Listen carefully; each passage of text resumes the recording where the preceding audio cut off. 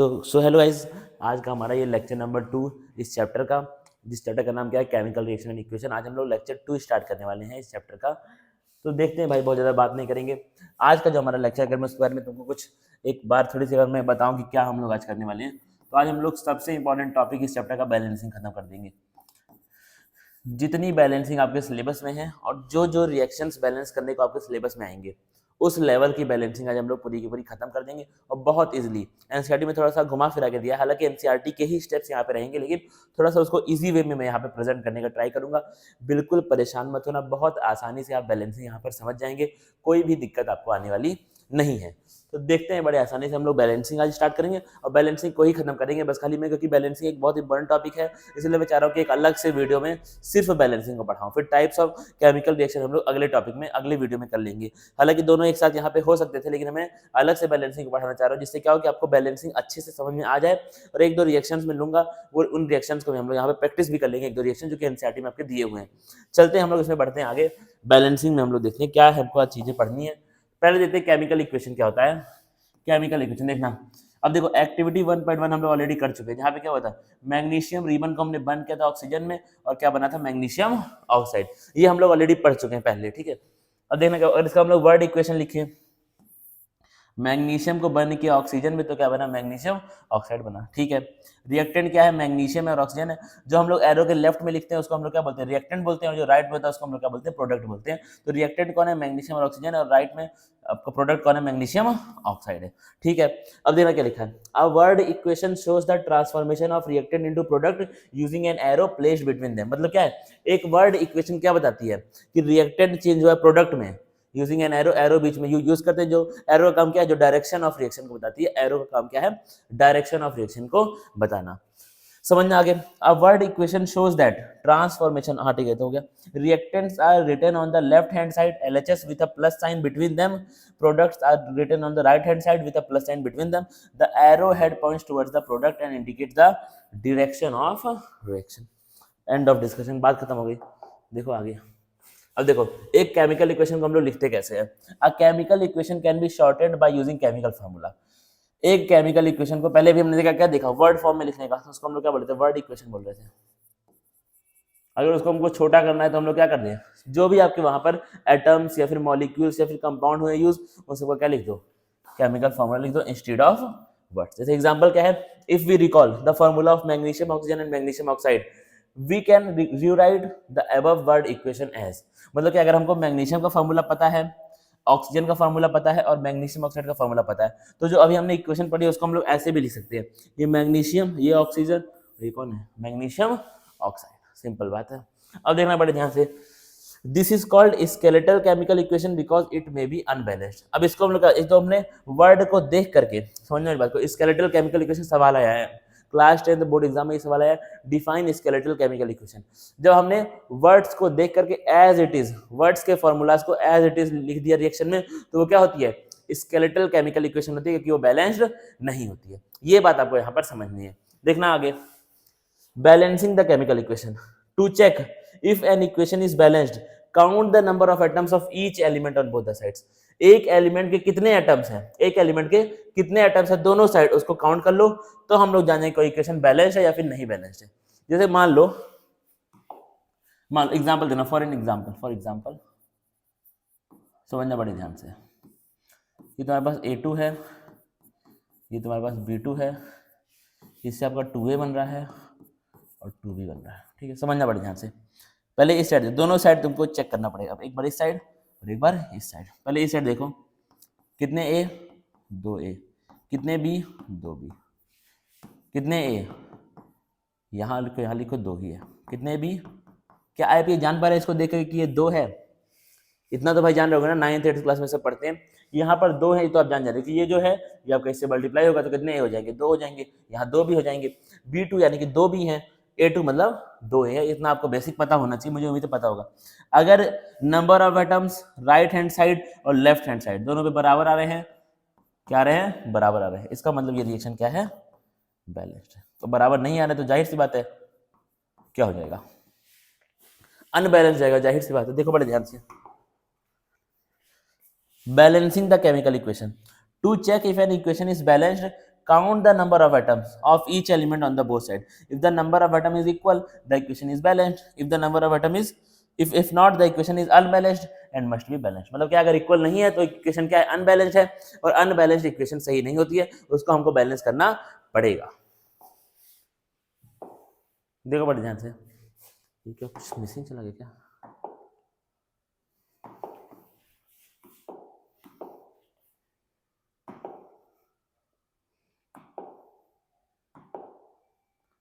ठीक है, इसमें आपका बीच में जो लग रहा है कोई स्लाइड छूट गई है। आप मुझे 2 मिनट का टाइम दे बस, खाली मैं अभी स्लाइड लेकर के आ रहा हूँ। वो बीच में एक स्लाइड छूट गई है, इसलिए तो आपको स्लाइड मिल गई, वो एक बीच में स्लाइड आपकी छूट गई थी, उसको मैंने लगा लिया है। देखना बड़े ध्यान से, बैलेंसिंग एंड अनबैलेंस्ड इक्वेशन मतलब क्या है, अगर कोई इक्वेशन बैलेंस नहीं है तो उसको हम लोग, अगर कोई इक्वेशन अनबैलेंस है तो उसको हम लोग बैलेंस करना इंपॉर्टेंट है। केमिस्ट्री का आपको रूल फॉलो करना पड़ेगा। उस रूल का, उस लॉ का नाम क्या, लॉ ऑफ कंजर्वेशन ऑफ मास। क्या नाम है उसका? लॉ ऑफ कंजर्वेशन ऑफ मास, जो कि हम लोग 9th क्लास में पढ़ करके आए हैं। तो इक्वेशन को बैलेंस करना क्यों इंपॉर्टेंट है? क्योंकि केमिस्ट्री में हर एक इक्वेशन क्या फॉलो करती है, law of conservation of mass. और ये लॉ क्या बोलता है, mass can neither be created nor be destroyed but it can be transform from one form to another. मतलब आपका मास चेंज नहीं हो सकता है, यानी कि आपका जो नंबर ऑफ एटम्स यहाँ पर है रिएक्शन के बाद भी उतने ही रहेंगे, बस वो हो सकता है एक फॉर्म से दूसरे फॉर्म में ट्रांसफर हो गए हो। पहले वो क्या था, आयरन अकेले था, अब क्या बन चुका है, आयरन ऑक्साइड बन चुका है। इतना चेंज हो सकता है, लेकिन आपका आयरन कहीं नहीं जाएगा, जितने आयरन पहले थे उतने ही आयरन बाद में भी होने चाहिए। ये कौन बोलता है, लॉ ऑफ कंजर्वेशन ऑफ मास बोलता है। अब समझना बड़े ध्यान से मेरी बात को, कैसे बैलेंसिंग हम लोग यहाँ पे करते हैं।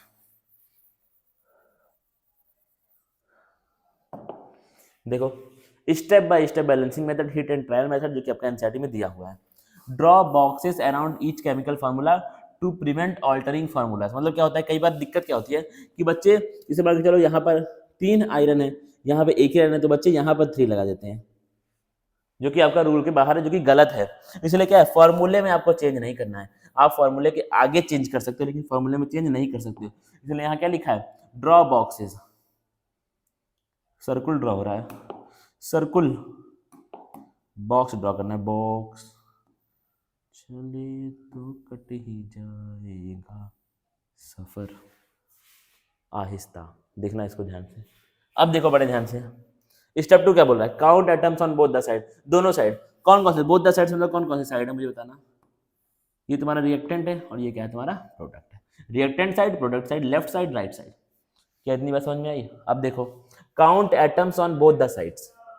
एक आयरन रिएक्टेंट में दिख रहा है, 2 हाइड्रोजन रिएक्टेंट में दिख रहे हैं, 1 ऑक्सीजन रिएक्टेंट में दिख रहा है, 3 आयरन प्रोडक्ट में दिख रहे हैं, 2 हाइड्रोजन प्रोडक्ट में दिख रहे हैं, 4 ऑक्सीजन प्रोडक्ट में दिख रहे हैं। अब देखो, स्टार्ट विद द एलिमेंट। अब देखना, लोग बोलते हैं कि सर ठीक है हम जान गए दोनों साइड बराबर नहीं है, अब स्टार्ट कहाँ से करें, अब स्टार्ट कहाँ से करें, उसका यहाँ पर निचोड़ में लेकर के आया हूँ कि स्टार्ट कहाँ से करें। बच्चों को पूरी की पूरी बैलेंसिंग आती है, ये मैं बोल रहा हूँ, मैंने क्लास में बच्चे देखे हैं, बच्चों को पूरी की पूरी बैलेंसिंग आती है, लेकिन उनको ये नहीं पता है कि हम लोग को पूरा स्टेप पता हुआ है, सारे स्टेप पता है एनसीईआरटी में जो जो लिखा हुआ है, लेकिन स्टार्ट कहाँ से करें, शुरू कहाँ से करें। यही चीज पढ़ाई में भी होती है कि पूरा सिलेबस बाकी है, बोर्ड एग्जाम के एक दिन पहले पूरा सिलेबस बाकी है, अब कह रहे शुरू कहाँ से करें। अब तो शुरू नहीं हो सकता भाई, एक दिन पहले जाओ एग्जाम में थोड़ा पास होने का ट्राई करो, लेकिन आपके पास बहुत सारा टाइम है, हमारे पास बहुत सारा टाइम है, शुरू कहाँ से करें। फिलहाल तो केमिकल इक्वेशन की बात करते हैं, भटकना बहुत ज्यादा नहीं है यहाँ। Start with the element that has most atoms in a compound. इनमें में से उस एलिमेंट से स्टार्ट करो जिसके सबसे ज्यादा एटम्स हो कंपाउंड में। अब इसमें से देख लो सबसे ज्यादा एटम किसके हैं, 4 ऑक्सीजन है। कितने हैं, 4 ऑक्सीजन। तो इससे स्टार्ट करो, ऑक्सीजन से स्टार्ट करो। ऑक्सीजन अपीयर्स इन Fe3O4, कितने atom, 4 atom on the RHS and only 1 in H2 on the LHS।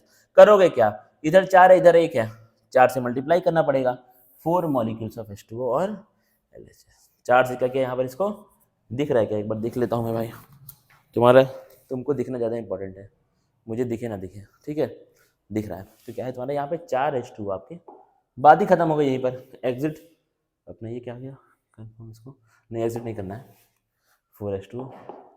अरे यार क्या कर रहा है झंझट। अब देखो इसका क्या है, बैलेंस हाइड्रोजन एटम। क्या करना है आपको, बैलेंस हाइड्रोजन एटम्स। अब देखना, जब LHS में तुमने यहाँ पे 4 ऑक्सीजन लगाने का ट्राई किया तो दिक्कत क्या आई, अब हाइड्रोजन 8 हो चुके हैं। कितने हो चुके हैं, 8 हाइड्रोजन हो चुके हैं। यहाँ कितने हाइड्रोजन है, यहाँ 2 ही हाइड्रोजन है। करो क्या, ये 8 कैसे बनेगा, ये 4 कर दो। क्या ये तुमको पता है कि नहीं, मतलब यहाँ पे कितने, यहाँ पर एक कितने एटम्स हैं, 4 एटम्स है एक ही, ठीक है। जैसे मान के चलो ये लिखा है 2A2O3, ठीक है, ये कुछ है नहीं, ऐसे मैं बता रहा हूँ समझाने के लिए। कल लिखा है 2A2O3, यहाँ पे कितने ए और कितने ओ, 4A और 6O। ये वाला जो बाहर होता है ये इससे भी मल्टीप्लाई होगा और इससे भी मल्टीप्लाई होगा, याद रखना। जैसे यहाँ पे कुछ नहीं है, मतलब क्या हुआ, AO 2 है, यहाँ ये 2 है भाई, क्या लिख दिया मैंने, राइटिंग मेरी बहुत अच्छी है, तो 2A, ठीक है। इसके यहाँ पे कुछ नहीं, मतलब कौन होगा, 1 होगा, इससे भी मल्टीप्लाई होगा, इससे भी मल्टीप्लाई होगा, यानी कि 2A हैं और साथ में 2 क्या है, O है। ये आपको याद रखना है, ठीक है, ये चीज़ भाई मत भूलना, बड़ा इंपॉर्टेंट है यार ये रिएक्शन के लिए, बड़ा कंफ्यूज होते हैं बच्चे इस चीज़ में। तो क्या होगा, यहाँ पर 8 बन गए हाइड्रोजन, यहाँ पे हाइड्रोजन 4 ही हैं, सॉरी 2 ही हैं, यहाँ पे मैंने 4 से मल्टीप्लाई किया, जो कि अगले स्टेप में करता हुआ तुमको दिखाई देगा। बैलेंस हाइड्रोजन एटम LHS में क्या है, 8 हाइड्रोजन एटम है, RHS में कितने, 2 ही हैं। क्या किया मैंने, multiply H2/4 on the RHS। आखिरी में कौन बचा, आयरन बचा। LHS में 1 आयरन, RHS में 3 आयरन, क्या किया, 3 से मल्टीप्लाई कर दिया यहाँ पर, क्योंकि यहाँ पे और तो कोई है नहीं। क्या है, Fe अपने फ्री स्टेट में है, 3Fe हो गया, देखो फाइनल बैलेंस इक्वेशन। इतना आसान तो बैलेंसिंग है। स्टार्ट कहाँ से करना है, किसी भी कंपाउंड, पूरे इक्वेशन में किसी भी कंपाउंड में कोई एक एलिमेंट उसको चूज करो जो जिसके एटम सबसे ज्यादा अमाउंट में हो उस पार्टिकुलर कंपाउंड में, बात खत्म हो गई। प्रैक्टिस बहुत सारी हम लोग करने वाले हैं अगले क्लास में इसकी। अब देखो क्या लिख दिया, writing physical states in chemical equation, ठीक है, थोड़ा मुझे लग रहा है कोई चीज, हाँ ठीक ठीक ठीक ठीक, चलो ठीक है। राइटिंग कहाँ गया यार, हाँ, writing physical states in chemical equation, to make a chemical equation more informative we add physical state. मतलब क्या है, केमिकल इक्वेशंस को और इंफॉर्मेटिव बनाने के लिए हम लोग क्या करते हैं, वहां पर फिजिकल स्टेट्स को भी ऐड कर देते हैं। देखना कैसे ऐड करते हैं। मान लो आपका कोई भी जो हमारा रिएक्टेंट है या फिर प्रोडक्ट है वो गैसियस फॉर्म में, गैसियस स्टेट में, तो यहाँ पे हम लोग क्या लिख देंगे, स्मॉल g।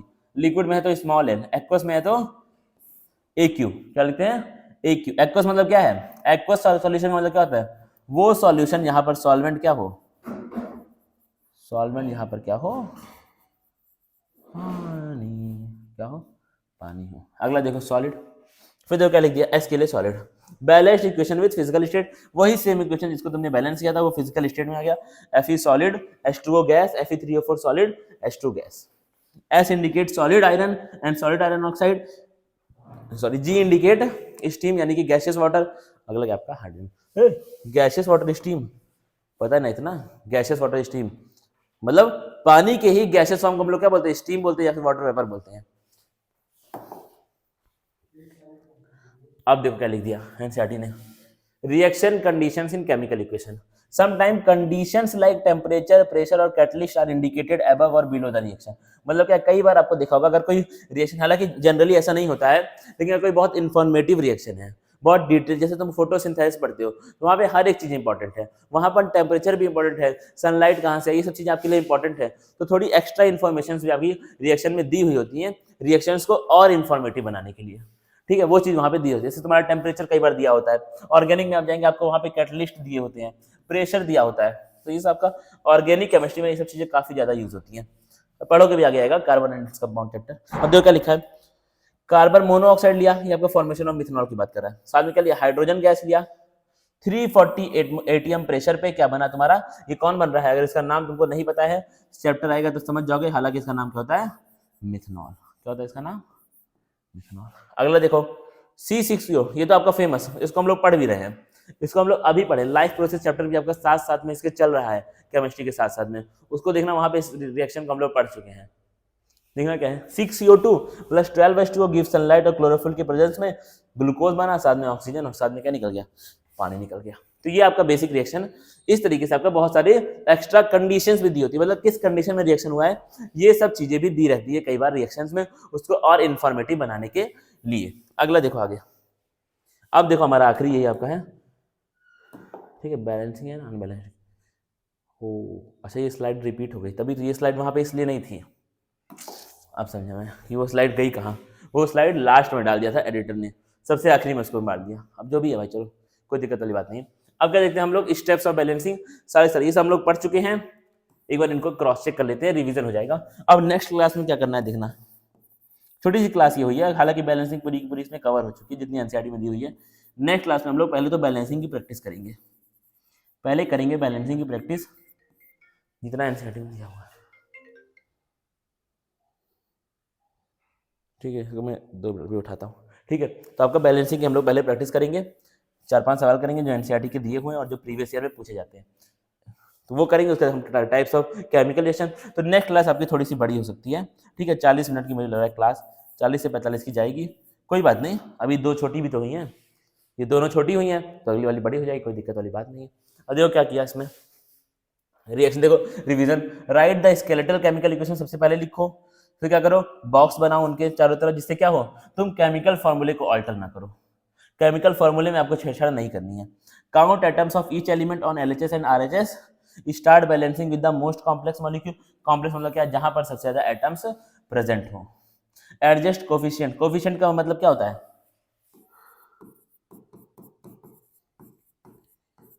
ये जो आ रहे हैं आपके, इन्हीं को हम लोग क्या बोलते हैं, कोफिशिएंट्स बोलते हैं। नेवर चेंज फॉर्मूलाज, फॉर्मूलाज में कभी भी छेड़छाड़ मत करना मेरे भाई।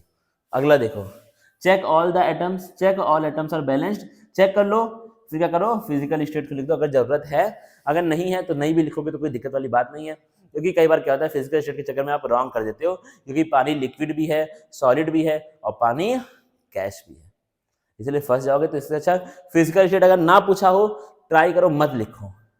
अगर लिख रहे हो तो 100% श्योरिटी के साथ लिखना कि भाई ये सही है, ये यहाँ पर इसी स्टेट में मौजूद है, क्योंकि एक चीज बहुत सारे स्टेट में हो सकती है। चलते हैं हम लोग फिर, यहाँ अगर मैं लिखूँ तो थैंक यू लिख दे रहा हूँ, मिलेंगे कल, थैंक यू लिख देता हूँ। ठीक है, बाकी अपना अगर मैं इसमें चाहूँ तो